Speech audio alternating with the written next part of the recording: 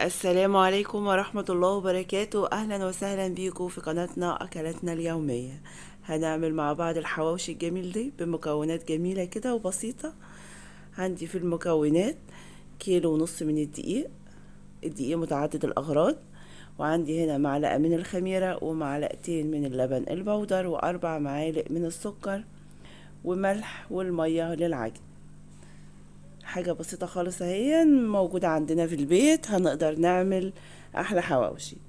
وطبعا معلقتين اللبن دول لو متوفرين ماشي، مش متوفر خلاص، بس هو بيديها طعم حلو كده وبيدي غناوة كده للعجين بتاعنا. جبت هنا بقى الخميرة، حطيت عليها معلقتين السكر، وبحط بقى الطبق ده كده على جنب كده يتفاعل مع بعضه شوية. ونبقى عارفين طبعا ان احنا في الشتاء العجينة بتخمر بتقعد شوية كده ايه على ما تخمر، يعني مش اقل من ساعة او ساعة الا ربع على ما تخمر. خدت انا معلقتين سكر حطيتهم على الخميرة، وخدت بقية السكر حطيته على الدقيق، وحطيت معلقتين لبن البودر، ودي نص معلقة من الملح. بقلب كده بقى مع بعض المكونات الجافة كده مع بعضها على ما الخميرة بتاعتنا تتفاعل كده. شايفين بقى شكلها اتغير بقى بالشكل ده كده. اول ما الاقيها بقى بالشكل ده يبقى كده خلاص الخميرة بتاعتنا تمام، نقدر نشتغل بيها. بنزل بيها بقى على الدقيق بالشكل ده كده، وكان في لسه شوية خميرة في الطبق حطيت عليهم المية ونزلتها. كده احنا حطينا كوباية مية كاملة. حطيت نص على الخميرة، والنص التاني نزلت بيه دلوقتي على الدقيق. ودي كوباية كمان، يبقى كده كوبايتين بالشكل ده كده.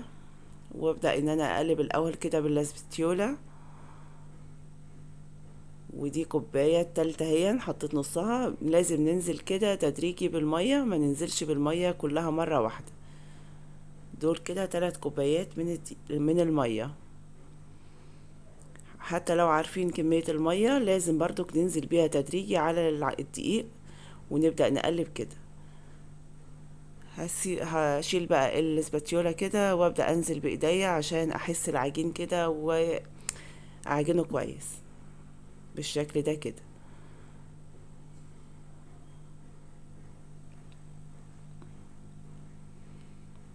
شايفين بقى ايه كده، لازم اقلبه كويس كده. ونزلت كده، دي الكوباية الرابعة كده خلصت.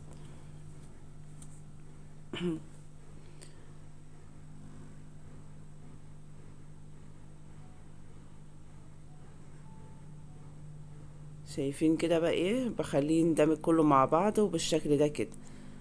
وطبعا ننضف الطبق بتاعنا كده يبقى حلو. عايزين العجينة بتاعتنا تبقى عجينة طرية بس مش بتلزق.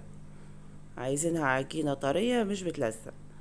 انا شلت ايدي كده من العجين ورحت غسلتها، وسبت العجين حوالي دقيقة كده تريح شوية، ورجعت تاني اعجنها بالشكل ده كده. جبت هنا طبق من المية كده ابل ايدي بقى وانزل بيها على الترابيزة. انا صراحة بحب اعجنها كده على الترابيزة، بتبقى احسن معايا بالشكل ده كده.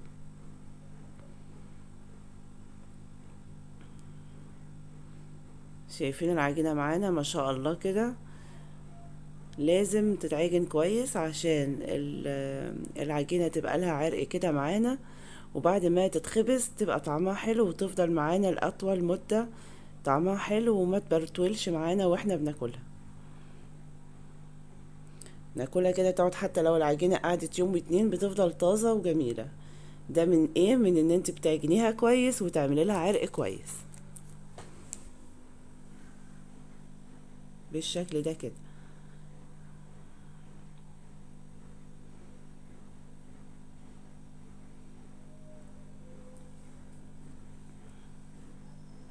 اخر خطوة بقى معانا، بنزل عليها كده بحوالي 4 معالق من الزيت، وابدأ اعجنها بقى كويس برضك. هتيجي تبصي كده تلاقي العجينة اتفككت معاكي. استمري برضك في العجين، هتلاقيها لفت معاكي تاني وتماسكت وبقت جميلة. شايفين بقى بالشكل ده كده. بشيلها كده وارزعها على الترابيزة. دي كده بتديها عرق وتبقى جميلة بالشكل ده كده. بسم الله ما شاء الله، العجينة معانا بقت عاملة زي الملبن. العجينة طرية بس مش عايزينها بتلزق.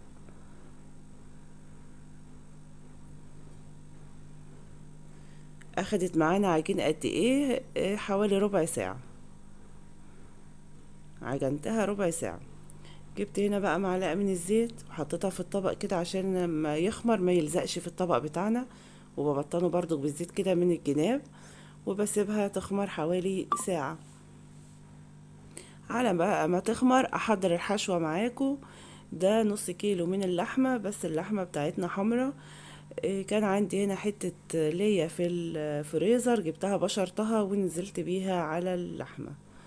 ودول حوالي 3 بصلات كبار كده، واربع فلفلات، اتنين اخضر واتنين احمر. المكون بقى بتاعنا الجميل ده بقى اللي هيزود معانا اللحمة وتخليها تتضاعف كده معانا. دي بطاطساية قطعتها بالشكل ده كده، وحطيت عليها كوباية مية وسلقتها بالشكل ده كده، وبهرسها بالشوكة وبنزل بيها على المكونات بتاعتنا. بتخلي المكونات تتضاعف، وطبعا البطاطس جميلة ومفيدة. بتخلي بقى ايه، تديها طعم جميل، وبتخلي لنا الكمية تتضاعف. هنا كده نزلت بالبهارات الحواوشي. بتروحي تجيبيها من العطار، بتقول انا عايزة ببهارات حواوشي. بتبقى بالشكل ده كده. نزلت ب3 معالق كبار، ونزلت طبعا بالملح ومعلقة من الفلفل الاسود، وحوالي كده معلقتين كبار من البابريكا عشان طبعا يعززوا لنا اللون، ومعلقة من الكزبرة الناشفة، ومعلقة من بهارات اللحمة، ومعلقة من الجنزبيل المطحون. وممكن برضك لو موجود فريش ممكن نحط مع برضك جنزبيل فريش. بمسك بقى كل المكونات دي كده ونعجنها عجنة محترمة بالشكل ده كده. ما شاء الله بقى بالشكل ده. ودي الخلطة الجميلة بتاعتنا. سيبتها برضك قعدت حوالي ربع ساعة كده ترتاح مع نفسها. هنا بقى العجينة بتاعتنا خلاص خمرت تمام كده. هبدأ ان انا اقرصها معاكم.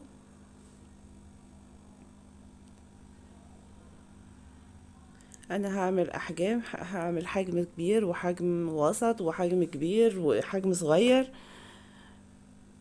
بالشكل ده كده.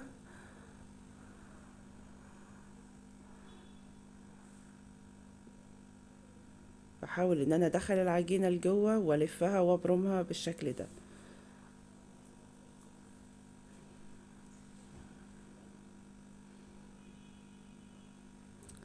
بخلص بقى الكمية وبغطيها كده شوية معانا برضك ترتفع شوية.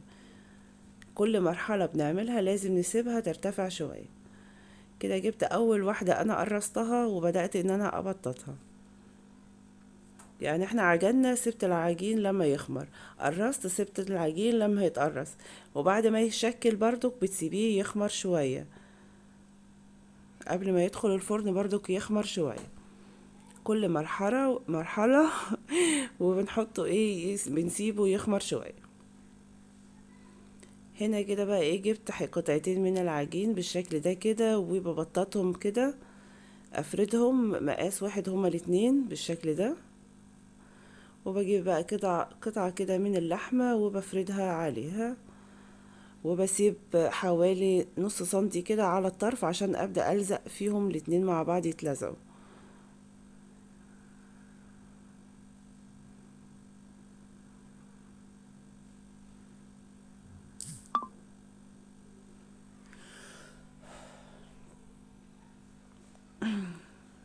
بجيب بقى الطبقة التانية وبحطها وببدأ ان انا الزقهم مع بعض بالشكل ده كده. وبجيب الشوكة اضغط بيها تديلنا شكل حلو كده.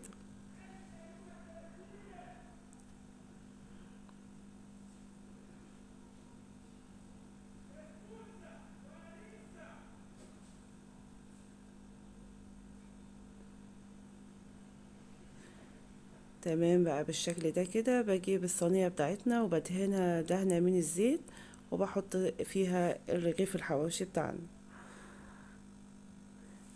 كده بعمل معاكم واحد تاني بقى، دي كبيرة شوية وسط كده.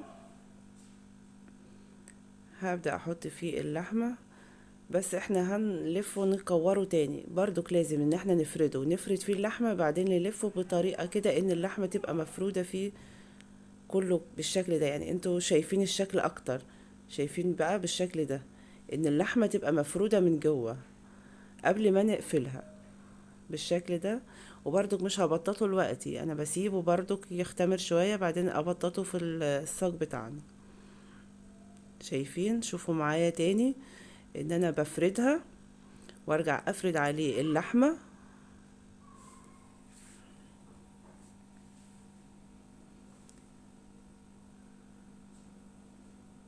كده الطريقة دي كويسة، بتبقى اللحمة متوزعة في الرغيف كله، بدل ما ان انت بتعمليها كورة كده وتحطيها تحس ان هي بتفضل في نفس المكان واحد وبقية الرغيف فاضي. كده انا فردته في الرغيف كله هون، وبدأت ان انا لميته بالشكل ده، وبقفل كويس جدا عشان طبعا الحشوة ما تطلعش منه. شايفين بقى كده؟ بعد ما سبته اختمر شوية ابدأ ان انا افرده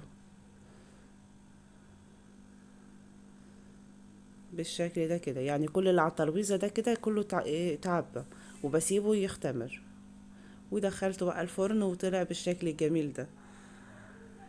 الحجمين دول كبار بقى شوية، عاملاهم هنا وش بيتزا. عملت بقى حواوشي، جبت كده معلقة من الصلصة بالشكل ده كده وحطيتها عليها، ابدأ افردها كده بالشكل ده. وجبت الفلفل الاخضر كده ووزعته على وشها. واي نوع جبنة بقى عندنا، اي نوع جبنة، دي جبنة مبشورة، جبنة رومي مبشورة بالشكل ده كده. دول حجمين كبار شوية وعملناهم وش بيتزا. هنا كده اللي بقى ايه، اللي مش عنده فرن وعايز يعمله على الطاسة بالشكل ده كده جميل جدا. جبت الطاسة وبسخنها كويس جدا، وبنزل بيها بحوالي معلقتين او 3 من الزيت، واحط فيها الحواوشية بالمنظر ده كده، وابدأ ان انا اقلبها كل دقيقتين كده، اقلبها واغطيها بالغطا. شايفين؟ طالع جميل بسم الله ما شاء الله. كده بقى وش البيتزا طلع اهو، شايفين عامل ازاي؟ جميل وطعمه حلو وريحته كانت قلبة الدنيا بسم الله ما شاء الله. وده اللي معمول في الطاسة. شايفين بقى ما شاء الله الحواوشي كان طالع جميل، جميل بجد والله. طريقة جميلة وسهلة خالص. بسم الله ما شاء الله. شايفينه بقى كده من جوه؟ دي اللي احنا كنا عاملينهم لازقين اتنين فوق بعض، طالعين بقى بالشكل ده كده. شايفين عامل ازاي؟ واللحمة متوزعة جوه في الرغيف ما شاء الله.